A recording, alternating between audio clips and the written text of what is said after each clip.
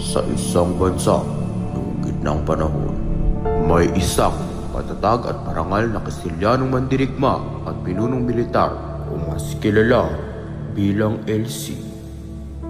Ngunit siya'y may kalaban, si Count Garcia Ordonez.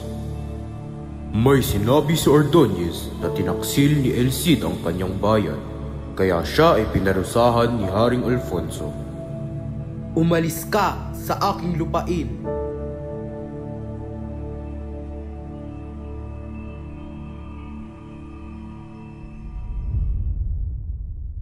Ilang buwan nang lumipas nung nandirigma si El Cid sa iba't ibang lugar upang makuha niya muli ang respeto ni Haring Alfonso, at isa sa pinakabago niyang general na natalo ay si Count Barcelona.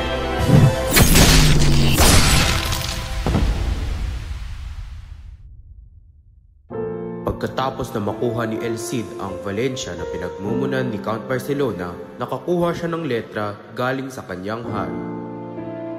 Dahil sa iyong mga nagawa, El Cid, ipapakasal ko ang aking 2 anak na lalaki sa 2 mong anak na babae. Pagkatapos ng kasal, naglalakad ang 2 anak ni El Cid sa isang hardin.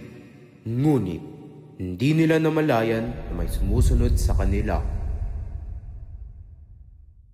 Okay lang yan, kapatid. Palagi ako nasa tabi mo, ate.